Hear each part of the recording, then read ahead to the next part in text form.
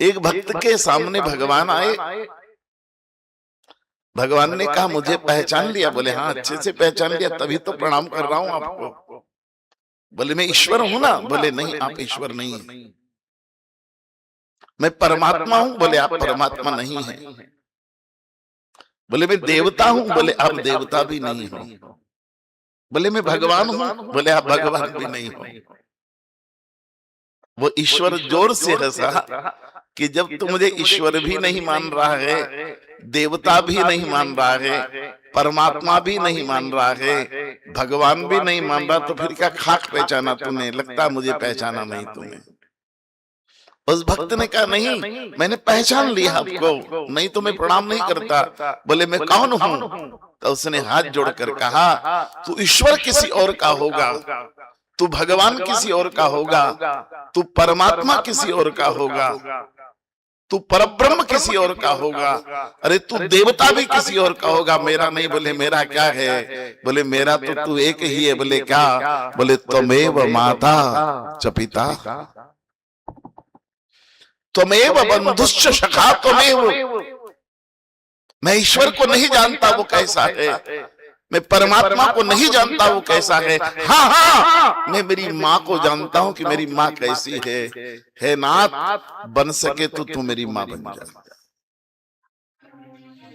मैंने अपने पिता को देखा है नाथ, तू बन सके तो मेरा पिता। मुझे नहीं चाहिए ईश्वर, मुझे ईश्वर पिता के रूप में चाहिए। इसलिए त्वमेव माता च पिता त्वमेव बंधुश्च सखा। बुद्ध कौशिक मुनि इसी बात को महामुनि विश्वामित्र की प्रेरणा से लिख देते हैं। माता रामो मत पिता रामचंद्र, स्वामी रामो मत सखा रामचंद्र, सर्वस्व में रामचंद्रो, दयालु नारण्यम जाने नेव जाने न जाने। राम मेरी माँ है, राम मेरी पिता है, राम मेरे सखा है, राम मेरे स्वामी है। मैं राम को इसके अलावा किसी और रूप में नहीं जानता। ये बुद्ध कौशिक मुनि का परमात्मा के संबंध है। माता रामो मत पिता रामचंद्र, स्वामी रामो मत सखा। इसलिए मेरी प्रार्थना है कि दुनिया में तो आपने किसी को मित्र भी बनाया होगा, दुनिया में आपने किसी को समधी भी बनाया होगा, दुनिया में तो किसी को आपने भाई भी बनाया होगा रक्षाबंधन के नाते, लेकिन एक बार भगवान को तो कुछ अपना बना कर देखो। भगवान को तो कुछ अपना बना कर देखो। हमारे यहाँ बक्सर में एक बहुत बड़े संत हुए, भक्तमाली जी, जिन्हें सारा संत समाज रामानंद संप्रदाय का मामा जी कहकर पुकारता था। अद्भुत विद्वान संत,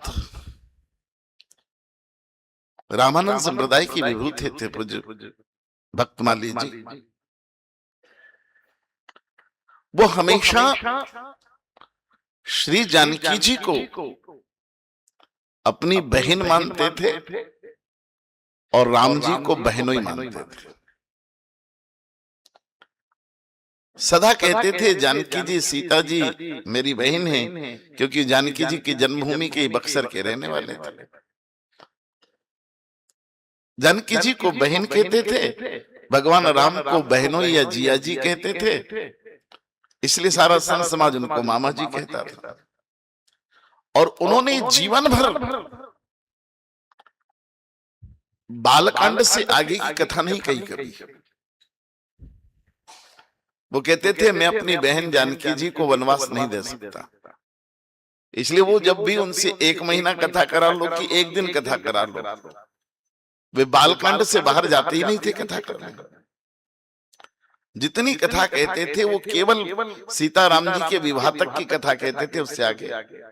और आज भी जनकपुर में ये नियम है नेपाल में कि वहां भी सीताराम जी के विवाह के आगे की कथा कोई नहीं कह सकता।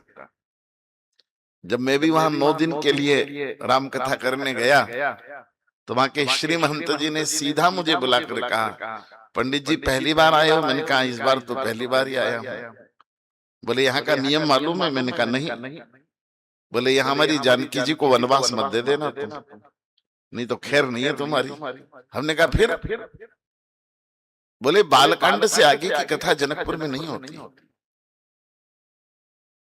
होती ही नहीं है। हमने कहा 9 दिन हम कैसे बालकांड पे बोल पाएंगे? बोले भगवती सब बुला लेगी, उसकी चिंता तुम्हें नहीं करनी, पर जानकी जी को दुख नहीं देना है। ये आज भी परंपरा है। पूज्य मामा जी का इतना प्रगाढ़ संबंध था जानकी जी के चरणों में कि वो मेरी बहन है। एक बार मानस सम्मेलन था और मानस सम्मेलन में मामा जी को बुलाया गया, लेकिन वो आ नहीं पाए।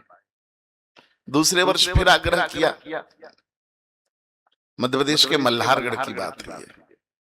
फिर मामा जी नहीं आ पाए तो तीसरे वर्ष मानस सम्मेलन के संयोजक महामंडलेश्वर पूज्य राधिका दास जी ने उनको फोन किया कि मामा जी 2 साल से नहीं आ रहे हैं आप, और अगर इस वर्ष कथा करने नहीं आए मानस सम्मेलन में तो मैं अपने प्राण छोड़ दूंगा।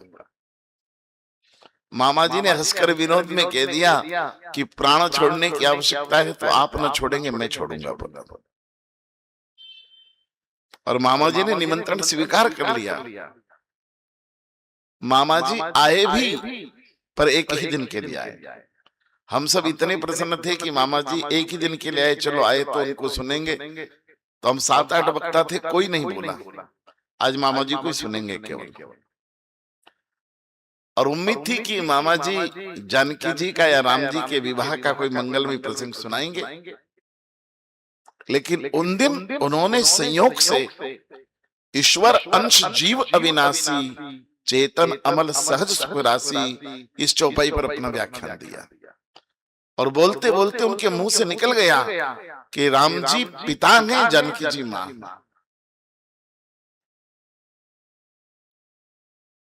मेरे बाजू में मानस के एक बड़े विद्वान बैठे हुए थे, चातक जी। उन्होंने मेरे घुटने पर हाथ रखा, बोली श्याम। मैंने कहा जी महाराज जी। बोली ये क्या बोल रहे हैं मामा जी? आज राम जी को जिया जी कहते हैं, आज पिता कह दिया। जानकी जी को हमेशा बहन कहते हैं, ये आज माँ कह दिया। हमने कहा ये तो पता नहीं क्यों ऐसा बोल गए मामा जी। और पता लगा कि उन दिन ही मामा जी ने अपने प्राण का उत्सर्ग कर दिया। वहां से कथा कर कर गए, शाम को खबर आई कि मामा जी का शरीर पूरा हो गया। ये है संबंध भक्ति, ये है भगवान के साथ रिश्ते। जिंदगी भर जो जानकी जी को बहन कहते रहे भगवान को, आखिरी दिन उन्होंने परब्रह्म परमेश्वर जगत पिता और जगत माता माना उनको, और उनमें समा गए। ये निष्ठाएं होती संबंधों की। इसलिए साधना अपनी जगह है, तप तपस्याएं अपनी जगह है, पूजा पाठ अपनी जगह है, कर्मकांड अपनी जगह है, लेकिन भगवान के साथ जो गहरे रिश्ते हैं, जो संबंध है, संबंध भक्ति का एक फायदा ये है, मैं बहुत विनम्रता से कहता हूं, आपको भगवान को याद करना हो तो आपको माला लेके बैठना पड़ता है। लेकिन बोलो आप पोते को याद करते हो तो कभी माला लेके बैठते हो? ससुराल में बेटी है उसको याद करते हो तो माला लेके बैठते हो? जब तक भगवान से संबंध नहीं है तब तक माला लेके जपने की जरूरत पड़ेगी। जिन दिन उससे रिश्ते बन जाएंगे उन दिन माला जपू न कर जपू जिह्वा जपू न।